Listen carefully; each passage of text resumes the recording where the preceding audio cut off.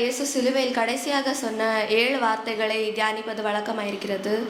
இன்று நான் உங்கள் மத்தியிலே இயேசு கடைசியாக சொன்ன 7 வார்த்தைகளில் முதலாவது வார்த்தையை பகிர்ந்து கொள்ள விரும்புகிறேன். இயேசு சிலுவையில் சொன்ன முதலாவது வார்த்தை மன்னிப்பை குறிக்கிறது. வாசிப்போம்.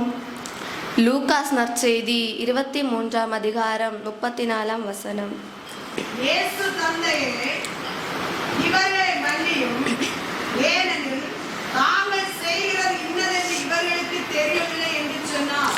ஹல்லேலூயா. இங்கு இயேசு சொல்கிறார், தந்தையே இவர்களை மன்னியும். அந்த இவர்கள் யார்? அவர்கள் செய்த குற்றம் என்ன? அதை பற்றி முதலாவது பார்ப்போம். வாசிப்போம். லூகாஸ் நற்செய்தி 22ஆம் அதிகாரம் 63ஆம் வசனம். இயேசுவை காவல் செய்து கொண்டிருந்தவர்கள் அவரை அடித்து ஏளனம் செய்தனர். ஹல்லேலூயா. இந்த வசனத்திலே அந்த இவர்கள் யார் என்று பார்த்தால், இயேசுவை ஏளனம் செய்தவர்களே அந்த இவர்கள். அந்த ஏளனம் செய்தவர்களையும் இயேசு கூறுகிறார், பிதாவே இவர்களை மன்னியும், இவர்கள் செய்த குற்றத்தை பொறுப்படாதேயும், இவர்களை தண்டியாதேயும் என்று கூறுகிறார். ஹல்லேலூயா. அடுத்தபடியாக அந்த இவர்கள் யார் என்று பார்த்தால் ஒரே ஒரு ஆளை குறிக்காமல் பல பேரை குறிக்கிறது. அதனால் அடுத்தபடியாக இவர்கள் யார் என்று பார்ப்போம். லூகாஸ் நற்செய்தி 22ஆம் அதிகாரம் 64-65. அவருடைய முகத்தை மூடி, உன்னை அடித்தவன் யார் என்று தீர்க்க தரிசனமாக சொல் என்றார். இன்னும் அவரை தல்வார் பழித்து பேசலாயினர். ஹல்லேலூயா. இந்த வசனத்தை பார்க்கும்போது அந்த இவர்கள் யார் என்று பார்த்தால் அவரை முகத்தில் அறைந்தவர்கள். இப்போ ஒரு ஆளை முகத்தில் ஒரு ஆள் அடிக்கிறாங்கன்னா அது அவனை அவமானப்படுத்தும் ஒரு செயல். ஆனால் இங்கே இயேசுவை முகத்தை மூடி அவரை ஒவ்வொரு ஆளாக முகத்தில் அடிக்கிறாங்க. அடிச்சுட்டு அவங்க சொல்கிறாங்க, நீ தீர்க்க தரிசனம் சொல்லுவேல, இங்கே யார் இப்போ உன்னை அடித்தா அப்படின்னு நீ சொல்லு அப்படி சொன்னாங்க. ஆனால் இந்த முகத்தில் அடித்தவர்களே இயேசு கூறுகிறார், பிதாவே இவர்களை மன்னியும். ஹல்லேலூயா. 25ஆம் வசனத்தை பார்க்கும்போது, தன்னை தேவகுமாரன் என்று பாராமல் அவர் எத்தனை தடவை நிறைய தடவை அவங்க கிட்ட சொல்லியிருக்கிறாரு, பிதா என்னை அனுப்பியிருக்கிறாரு, நான் பிதாவிடமிருந்து வந்தேன். அவர் செய்த பல நன்மைகளை இவர்கள் பார்த்தார்கள். ஆனாலும் அவரை தேவகுமாரன் என்று பாராமல் அவரை முகத்தில் அறைந்தனர். ஹல்லேலூயா. இப்போ அந்த இவர்கள் யாருன்னு அந்த லிஸ்ட்டில் பார்க்கும்போது நம்ம 2 பேரை பார்த்தோம். ஒன்று ஏசப்பாவை ஏளனம் செய்தவர்கள், இன்னொன்று முகத்தில் அறைந்தவர்கள். அது மட்டுமல்ல, இனி பல பேருக்கு இவர்களை மன்னியும் அப்படி சொல்லியிருக்கிறாரு. அவங்கள பார்ப்போம். வாசிப்போம். லூகாஸ் நற்செய்தி 23ஆம் அதிகாரம் 10ஆம் வசனம்.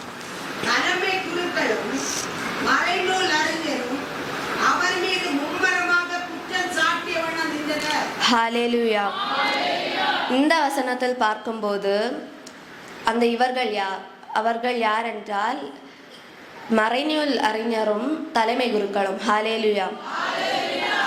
ஆனால் இவர்களையும் இயேசு சொல்கிறார், பிதாவே இவர்களை மன்னியும். அப்போ இங்கே ஏசப்பாவை தூஷிக்கிறாங்க, பரியாசம் பண்ணுறாங்க, முகத்தில் அடிக்கிறாங்க. குறிப்பாக இப்போ இந்த வசனத்தில் வாசித்தோம், தலைமை குருக்களும் மறைநூல் அறிஞரும். இவங்க எல்லாருக்குமே ஏசப்பா சொல்கிற ஒரே வார்த்தை, பிதாவே இவரை மன்னியும். ஹல்லேலூயா. அடுத்ததாக வாசிப்போம். லூகாஸ் நற்செய்தி 23ஆம் அதிகாரம் 25ஆம் வசனம்.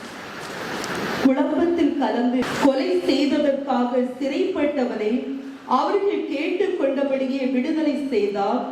இயேசுவையோ அவர்கள் விருப்பப்படி செய்ய விட்டுவிட்டார். ஹல்லேலூயா. இந்த இடத்துல பிலாத்துவை நான் சுட்டி காட்ட விரும்புகிறேன். இவன் நீதிக்கு புறம்பாக தீர்ப்பு வழங்கின அவனுக்காகவும் இயேசு ஜெபிக்கிறார், பிதாவே இவர்களை மன்னியும். ஹல்லேலூயா. வாசிப்போம். லூகாஸ் 23ஆம் அதிகாரம் 33ஆம் வசனம். மண்டையோடு எனப்படும் இடத்திற்கு வந்த பின் அவரையும் அவரது வலப்பக்கத்தில் ஒருவனும் இடப்பக்கத்தில் மற்றவனுமாக அக்குற்றவாளிகளையும் சிலுவையில் அறைந்தனர். ஹalleluya. இப்போ கடைசியாக அந்த இவர்கள் யார்? இயேசுவின் வலது பக்கத்திலும் இடது பக்கத்திலும் அறைந்த அந்த இரு கள்வர்களுக்கும் இயேசு ஜெபிக்கிறார், பிதாவே இவர்களை மன்னியும். ஹalleluya. இப்போ ஒரு கேள்வி இருக்கும். இப்போ இயேசுபாவை தூஷிக்கிறாங்க, பரியாசம் பண்றாங்க, முகத்தில் அடிக்கிறாங்க, குற்றம் சாட்டுகிறாங்க, இதுக்கெல்லாம் தண்டனை உண்டா? அப்படி பார்த்தால் வேதப்படி கண்டிப்பாக தண்டனை உண்டு. அதை குறித்து சில வசனங்களை வாசிப்போம். பழமொழியாகமம் 19ஆம் அதிகாரம் 29ஆம் வசனம். கேலி செய்வோருக்கு நீரின் தீர்வைகளும் மதிகெட்டோரின் உடம்புகளுக்கு அடிக்கிற சம்மட்டிகளும் தயாராக்கப்பட்டிருக்கின்றன. ஹalleluya. இந்த வசனத்தை பார்க்கும்போது ஏசப்பாவை ஏளனம் செய்தவர்களும் தூஷித்தவர்களுக்கும் சம்மட்டிகள் ஆயத்தமாக இருக்கிறது. ஹalleluya. இப்போ சாதாரண ஒரு மனுஷனை இன்னொரு மனுஷன் தூஷிக்கிறாங்கன்னா அவன் மான நஷ்ட வழக்கு போடுவாங்க. அப்போ இங்கே தேவகுமாரனே அவங்க தூஷிக்கிறாங்க. அப்போ எவ்வளோ பெரிய தண்டனை அவங்களுக்கு கிடைக்கணும்னு நீங்கள் நினைச்சு பாருங்க. அப்போ அவங்களுக்காக இந்த வசனத்திலே கூறப்பட்டிருக்கிறது, சம்மட்டிகள் தயாராக்கப்பட்டிருக்கின்றன. ஹalleluya. வாசிப்போம். லேவியராகமம் 24ஆம் அதிகாரம் 13-14. அப்பொழுது ஆண்டவர் மோசேயை நோக்கி, இந்த தெய்வ நிந்தனையாளனை பாளையத்திற்கு வெளியே கொண்டு போங்கள். அவன் பழித்து பேசின வார்த்தையை கேட்டவர்கள் அனைவரும் தங்கள் கைகளை அவன் தலையின் மேல் வைப்பார்கள். பிறகு சபையார் யாவரும் அவனை கல்லால் எறிந்து சாகடிக்க கடவார்கள். ஹalleluya. இயேசு இரக்கமுள்ள தேவன்தான், ஆனால் குற்றவாளியை குற்றமற்றவனாக விடமாட்டார். ஹalleluya. இப்போ இதுல பழித்து பேசின அந்த மனிதனை கல்லெறிந்து அவர்கள் கொன்றார்கள். அப்போ ஏசப்பாவை பழித்து பேசினவர்களை பாறை எரிஞ்சு கொல்லணும். அப்போ இங்க பார்த்தோம்னா ஆகாப் ராஜாவுடைய நாட்களில் நடந்த ஒரு சம்பவம் எல்லாருக்கும் தெரியும். அப்போ நாபோத் என்கிற மனிதனை எல்லாருக்கும் முன்னால் நிறுத்தி இவன் ராஜாவையும் தூஷித்தான் என சொல்லி கல்லெறிந்து கொல்லி அவன் சொத்தையெல்லாம் எடுத்தார்கள். இல்லாத ஒரு ஒரு விஷயத்த சொல்லி அவனுக்கு தண்டனை கொடுத்தாங்க. அப்போ இல்லாததை சொல்லி தண்டனை கொடுத்தப்போ ஏசப்பாவை அவங்க ஏளனமாக பேசினாங்க. அப்போ அவங்களுக்கு எவ்வளோ பெரிய தண்டனை கொடுக்கணும். இதே போல இந்த மனிதனை அவர்கள் இப்படி கல்லெறிந்து கொன்றதை போல தலைமை குருக்களும் மறைநூல் அறிஞரும் ஓயாமல் குற்றம் சாட்டி கொண்டிருந்தார்கள் இயேசுவின் மேல். அப்போ இவர்களுக்கும் கண்டிப்பாக தண்டனை உண்டு. ஹalleluya. இப்போ தானியேல் ஆகமத்தை பார்த்தோன்னா தானியேலே குற்றம் சாட்டினார்கள். அவன் அரசனுடைய அந்த சிலையை வணங்கல அப்படி சொல்லி குற்றம் சாட்டினார்கள். தானியேல் ஒரு தேவ குழந்தை. அந்த தேவ பிள்ளைய அவங்க குற்றம் சாட்டி அவங்க சிங்க கேபியில் போட்டப்போ அரசனுக்கு மனசு கேட்கல. அப்புறம் தானியேலை அந்த சிங்க கேபியில் எடுத்த பிறகு அவனை குற்றம் சாற்றின அந்த மனிதர்களையும் அந்த மனிதர் மட்டுமல்லாமல் அவர்கள் குடும்பங்களையும் அந்த சிங்க கேபியில் போட்டு கொன்றார்கள். ஹalleluya.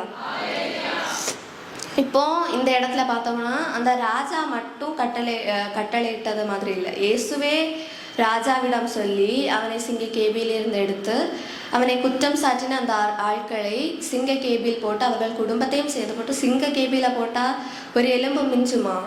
அதே போல அவங்களுக்கு ஒரு எலும்பு மிஞ்சாட்டது எல்லாருமே அப்படியே இந்த சிங்கம் அவங்கள கடிச்சது தின்னார். ஹalleluya. வாசிப்போம். லூக்காஸ் 17ஆம் அதிகாரம் 3ஆம் வசனம். உன் சகோதரன் குற்றம் செய்தால் அவனை கடிந்து கொள், மனம் வருந்தினால் அவனை மன்னித்து விடு. ஹalleluya. இந்த வசனத்தை பார்க்கும்போது அது சொல்லுகிறது, சகோதரன் குற்றம் செய்தால் அவனை கடிந்து கொள்.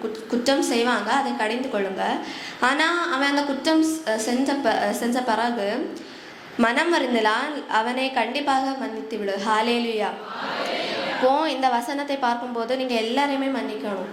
அவங்க என்ன குற்றம் செஞ்சாலும் நீங்கள் ஜெபிக்கணும், ஆண்டவரே இவர்களை மன்னியும், இவர்கள் செய்த குற்றங்களை பொறுப்படாதையும் இவர்களை தண்டியாதையும் என்று ஜெபியுங்கள். ஹல்லேலூயா.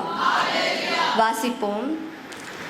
அருளப்பர் 20ஆம் அதிகாரம் 23ஆம் வசனம்.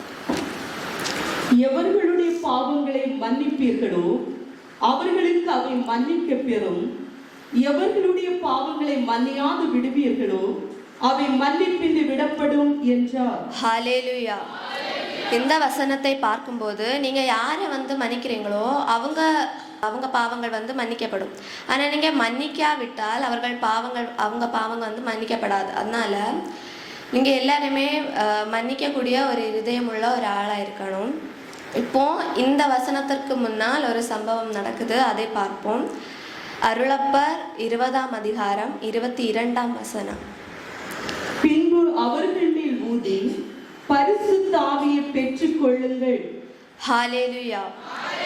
இப்போ நிறைய பேர் சொல்லுவாங்க, எனக்கு நான் அபிஷேகம் பெற்றிருக்கிறேன், எனக்கு கிருபை இருக்குது அப்படிலாம் நிறைய பேர் சொல்லுவாங்க. ஆனால் நீங்கள் எதுக்கு அபிஷேகம் பெற்றீர், எதுக்கு கிருபை பெற்றீர் என்றால் மற்றவருடைய பாவத்தை மன்னிப்பதற்கே நீங்கள் கிருபை பெற்றீர். ஹல்லேலூயா. இப்போ உங்கள் லைஃப்பில் இயேசுவின் லிஸ்ட்டில் தூஷித்தாங்க, பரியாசம் பண்ணாங்க, முகத்தில் அடிக்கிறாங்க, அவரை குற்றம் சாட்டினார்கள், அந்த லிஸ்ட்டில் உங்கள் லைஃப்பில் யாரெல்லாம் இருக்குதுன்னு நீங்கள் நினச்சி பார்த்து அவங்களுக்காக ஜெபிக்கணும். குறிப்பாக ஜெபிக்கும்போது பிதாவே அவர்களை மன்னியும், அது மட்டும் சொல்லாமல் கூடவே அவர்கள் செய்த குற்றத்தை பொறுப்படாதையும் அவர்களை முக்கியமாக தண்டியாதையும் என்று கூறி ஜெபிக்க வேண்டும். ஹல்லேலூயா. கர்த்தர் நம்மை எல்லாரையும் அப்படிதான் மாற்ற விரும்புகிறார். இப்போ ஒரு உண்மை கதையை பார்க்கும்போது ஆஸ்திரேலியாவிலிருந்து ஒரு குடும்பம், ஒரு ஊழியன், அந்த ஊழியனும் அவருடைய மகன் பிலிப் மற்றும் திமேத்தியு இங்கே 3 பேரையும் ஜீப்பில் வைத்து கொடூரமாக கொலை செய்தார்கள். அந்த ஜீப்போட சேர்த்து அவங்கள எரித்தார்கள். ஒரு எலும்பு கூட மிஞ்சலை, அப்படி எரித்து கொன்று விட்டார்கள். அப்போ அவருடைய அடக்கம் இந்தியாவில் நடந்தது. அவருக்கு அப்போ அந்த ஊழியனுடைய மனைவியும் மகளும் கைவிடப்பட்ட நிலைமையில் இருந்தார்கள். அப்போ அந்த மனைவியிடம் அந்த அடக்கத்துக்கு வந்த ஒரு சிலர் கேட்கிறார்கள், நீங்கள் இப்போ உங்கள் கணவன் இறந்து போனாங்க, அடுத்து நீங்கள் என்ன செய்ய போகிறீங்க அப்படி கேட்டபோது அந்த மனைவி சொல்கிறார், என் கணவர் தொழில் நோயாளிகளுக்கு மத்தியில் ஊழியம் செய்தார், அப்படின்னா அவர்களுக்கு சேவை செய்தார், அதே நானும் செய்ய போகிறேன் அப்படின்னு அந்த மனைவி சொன்னாங்க. அப்புறம் திருப்பி அவங்க ஒரு கேள்வி கேட்குறாங்க, இப்படி உங்கள் கணவனையும் மகனையும் அவங்க அநியாயமாக கொண்டாங்கல்ல, அப்போ அவர்களை குறித்து நீங்கள் என்ன நினைக்கிறீங்க அப்படி கேட்டாங்க. அப்போ அந்த மனைவி சொன்ன ஒரே வார்த்தை, அவர்களை நான் மன்னிக்கிறேன். ஹல்லேலூயா. ஆனாலும் சட்டம் அவர்களை தண்டித்தது. அப்போ இந்த மனைவி இயேசுவிடமிருந்து கற்றுக்கொண்டதாக நான் நினைக்கிறேன். இதே போன்று நீங்களும் மற்றவர்களை மன்னிப்பதற்கு இருதயம் பெற்றவர்களாய் நாமும் கற்றுக்கொள்ள வேண்டும். மற்றவர்களை மன்னிக்கும் ஒரு இருதயத்தை பெற்றுக்கொள்வோம். கர்த்தர் உதவி செய்வார்களாக. ஹல்லேலூயா.